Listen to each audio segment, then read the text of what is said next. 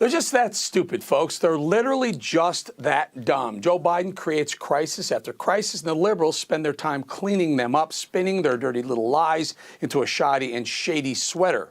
Baby formula is just the latest thing to go up.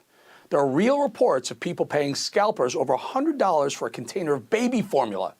Baby formula in America, not communist Cuba, where you get a chicken per household per week. Yes, a chicken. And also not the formerly beautiful beach communities of Venezuela and the current hellscape of a communist revolution that has picked the fruits of a mineral-rich country and turned it into a roadkill leftover carcass that the communist leaders, the vultures, have picked through until just the bones are left. See a pattern here? All communist governments have failed or are failing. Millions have starved to death or died directly attributable to communism. Leftist dictators rob the wealth from the people and share it with the military as a protective payoff, and share the wealth with their pals, the elites, to keep them in power and to allow the dictators continued access to the funds.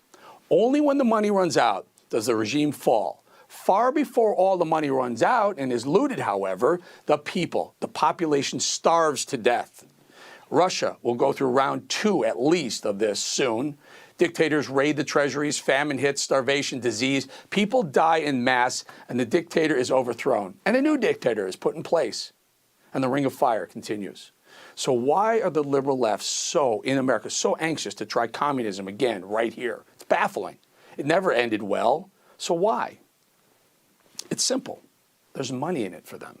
If they are the party in power, and if they have the House, the Senate, the White House, they do, they are the ones to gain access to all of our money, our wealth. They become the dictators, the Stalins, the Kim Jong-ils and Uns. They become the Fidel Castros and the Hugo Chavezes.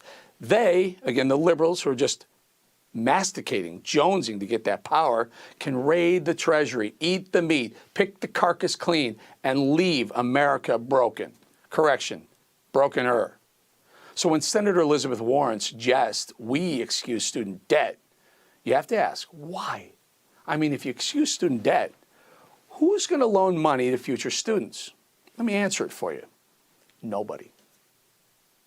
This, for me, is a question of fairness. There was a time in America when we invested in our public colleges and universities. That's how I could go to a college that cost $50 a semester, pay for it on part-time jobs. Okay, that's it right there. Government will pick up the tab for education. And when I say government, I mean the half of the U.S. citizens who actually pay any federal income taxes at all. So, yeah, more free stuff provided by the government and paid for by the group, also known as communism. Great, gotcha.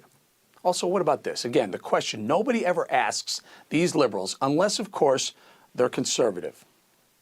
2 jobs for a decade to pay off all their student loans, just finished. Where do I sign up for reimbursement?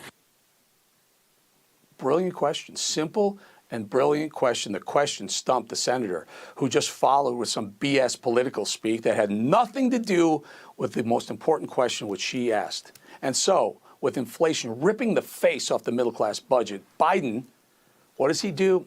Oh, right. Launch a climate watchdog agency, another administration. Brilliant. I mean, because we really, really need more bureaucracy. And really, climate?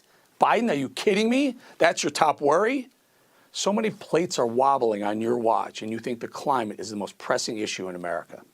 Unbelievable. Mayor Pete, who, now folks, don't shoot me for this, for a Democrat, I kind of don't mind. I can deal with him. Mayor Pete thinks the answer to our energy price woes is just go buy a $60,000 electric car. And the Energy Secretary Jennifer Granholm's answer to the energy crisis in America is an uncontrollably nervous laugh. What is the Granholm plan to increase oil production in America? Oh my God, that is hilarious. Would that I had the magic wand on this. That's funny. Laughing about a new record price, gas price, maybe. And by the way, tomorrow we're going to break that record. I guarantee it. Again, and the White House National Climate Advisor Gina McCarthy tells airlines, ready for this? Go green, or quoting her, get out. The hell are you to tell the airlines to get out? Who are you? Really? You fools are begging to go red. No, not Republican red. Communist red. Red Square. Red China. Red, red, red. And by the way, after conservative guest host Lindsey Granger TKO'd Elizabeth Warren on The View, anyone want to guess how the Party of Unity, the Party of Diversity, the Big Tent Party dealt with a valid question from a fill-in host? I feel like that's an oxymoron, a black Republican. You feel like it's an oxymoron? I do. Why? Your friend right here is a Republican. We had She's this not- conversation tell me many what times. You do. And you say you feel like it's an Come on up. oxymoron that We you're heard enough of Catholic, her. but you also are pro-life. We heard enough. Lindsey Granger was completely leg swept by The View's resident bully who did what she does best. She played her well-worn go-to prop, the race card. And wow, turns out now even black people can be racist, but only if they are black and conservative.